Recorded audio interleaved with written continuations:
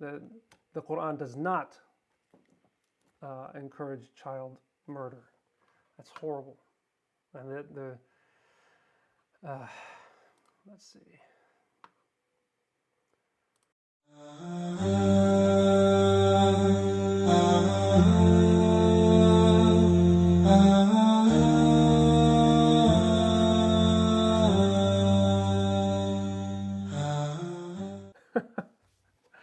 Can you hear me okay, man? It looks like you got I it fixed. 1, 2, 3, 4, I 5. did. I did. I can hear you. I can hear you loud and clear.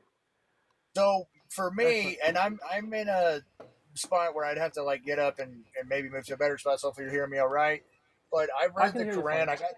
I got tired of talking to Muslims and then not having anything to say. So I read it, and it's not terrible, but there's a Okay. story that I found quite disturbing, and that's the story of Khadr, which that's not actually his name in the Quran. I don't think he's Moses' companion. And Okay. this Okay. guy, they're just walking along, and all of a sudden he runs up and kills a Don't. child. Yeah. I don't word. I'm sorry. Try I'm to avoid sorry. those words for the life. I know what you're gonna But say. but I know here's what the you're saying. but here's the thing. Just to point out, I can't even say what he did. It's unspeakable. If I say what he did, I know. TikTok Oh, will I know. ban I us. know. That's I how know. terrible it is. It's But you consider this guy a great prophet. You see the problem there? okay. First of all, the prophet in this story is Moses, not the other one. But that's just Well, a you still clarification. That's consider him a not. Yeah. great Yeah. No. man. No. Sorry. I'm just a clarification. Uh, Khadr isn't is there's debate as to whether he's a prophet or not, right? Uh, and in the explanation that he gives later on, he gives an explanation as to why he did what he did, and it's based on the knowledge of God in the future. Now, here's the thing: we're talking about the time of Moses, and I'm not. That's not the excuse. I'm not using that as an excuse. I'm just putting it in the perspective, right? We're talking about the time of Moses, and you're saying that that is just too deserving of a story. Are you familiar with what the Old Testament says about similar issues? Yeah, About I am. That's children why I'm not a and alive. Christian. Okay. Oh, you're not a Christian. You're not. You're not a Christian, or you are a Christian. No. You're not. Okay. So, so what are you? Do you believe in God, or do you? Is that I definitely believe in God. I'm in a part of I guess religion. It's called I'm a practitioner of the science of mind. It's something that came out in the 30s. I believe in an infinite, eternal, self-existent creator.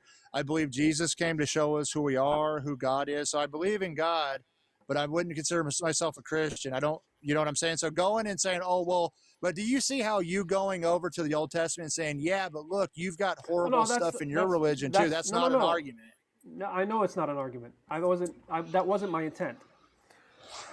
What my actual argument in that story is, uh, we as Muslims.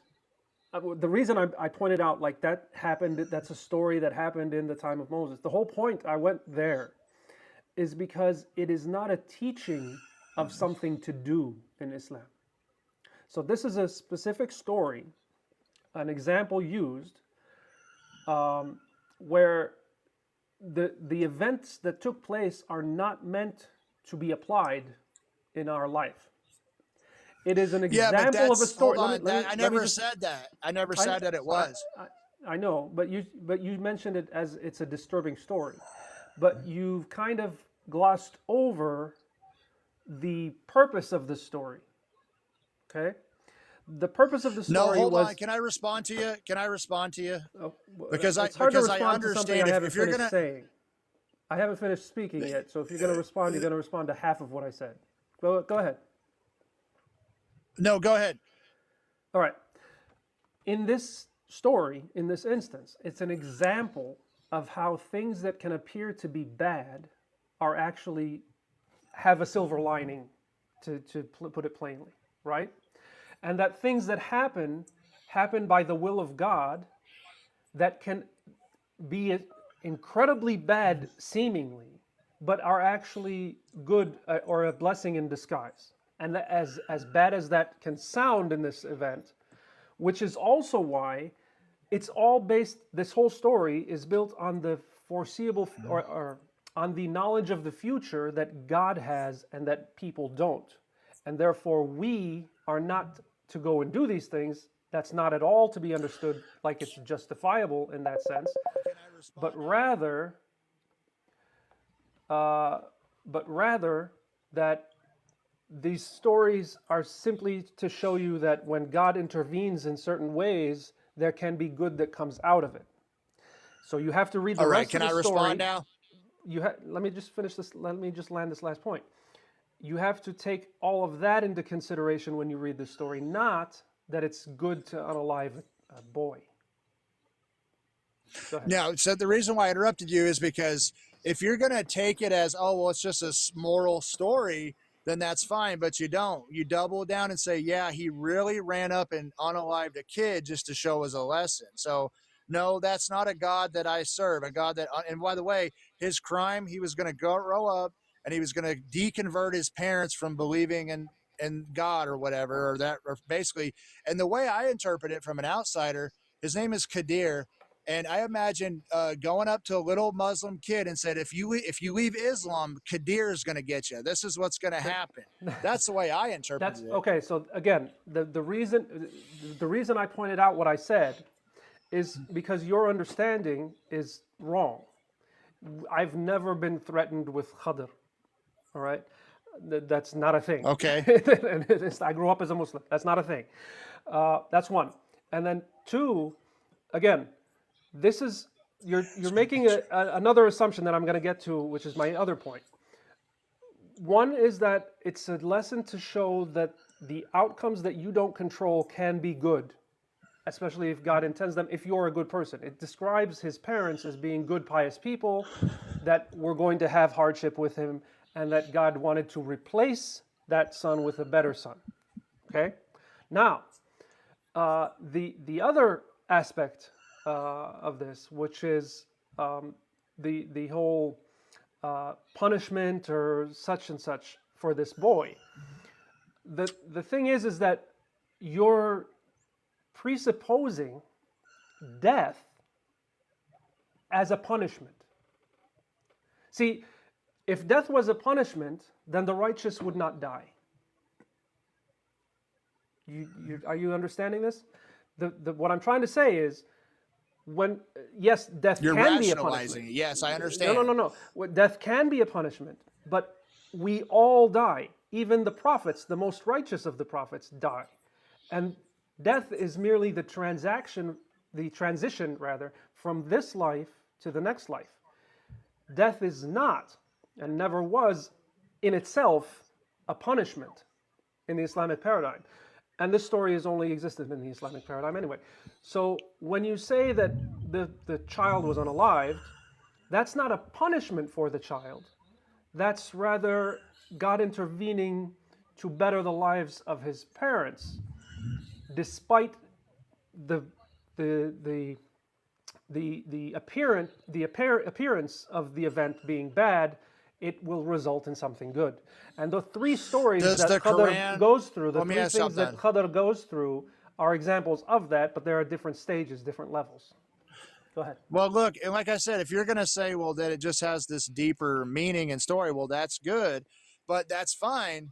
That you guys always go into that. Well, that shows this deep lesson, and that's why I was trying to reference. It doesn't matter that it shows a deeper lesson. The problem is you actually believe he unalived a child. Okay, and then you say he's a good man because, but I have a question for you. Hold on. I have a question for you. No. I have a question for you. How is that different? I have a question for you. How is that different than a child losing his life by accident? Or how is it different than a child losing his life for health reasons? Hold on. How is it different than a child losing their life in an earthquake or in any what we call natural causes? I'll explain we believe the difference. That all of that is in the hands of God. I'll explain the difference. I want to answer your question. The difference is God told a man. The difference is you believe God told a man to run up and stab a child in the heart with a knife.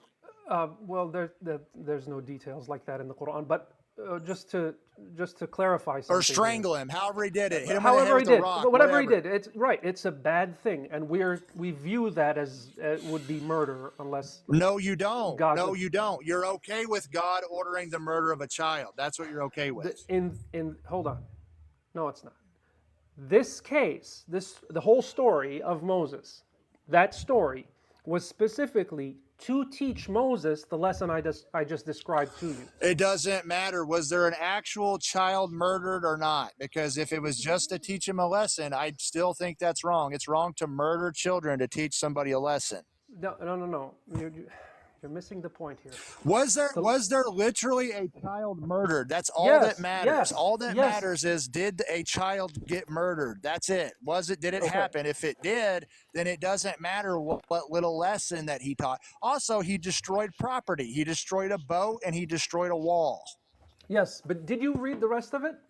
Did you read the explanation as to why? I'm not impressed by the magical little life lesson that Moses learned. A child got murdered. A child got murdered. I don't care about the little lesson that was learned afterwards. A child got murdered. He murdered a child. I don't care about the little lesson that was afterwards. I get it. You don't have to say it like 15 times. All right? Take a breath. Calm down. What I'm telling you is that this lesson was mentioned in the Quran, not just for Moses to learn a lesson, but for us to understand that God works in mysterious ways. That's the point of this. So Now, God ordered the murder of a child to teach us a lesson. Me. Please don't interrupt me. Listen, when God decided that that child needed to be unalived, does it matter how God unalived him? If that child was bitten by a snake and died, would that matter? It would be different than God sending an assassin. That's different than God sending an assassin. Right. It would be by you and I, by my standard and your standard, and even religious standards, yes, for judgment.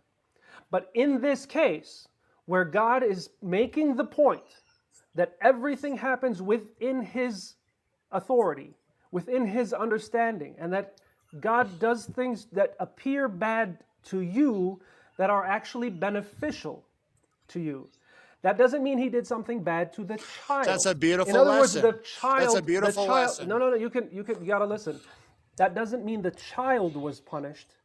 It means that the parents were tested with it, and the outcome of that was that they were replaced with a good, God-fearing child that was going to be good to his Excuse me. You don't think being murdered as a child is a punishment? Being murdered on the street isn't a punishment? I can't think of any worse punishment than being murdered on the street. Being murdered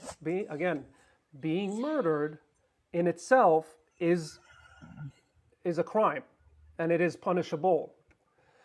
Being murdered isn't a punishment.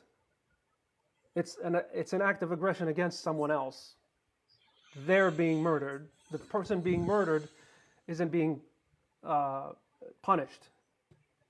Okay. You said that word. You said punished. I said it's not a punishment for the child. I said it was a test for his parents. Okay. Yeah, it's not a good thing to be murdered. Can we agree on that? Yes. Yeah. Okay, so you're rationalizing. So if God sent, hold on. And that's it. That's basically it. That's why I'm not a Muslim, because the Quran promotes child murder. Have a good one. Okay, see, that's what happens when you can't hold a conversation. The Quran does not encourage child murder. That's horrible, and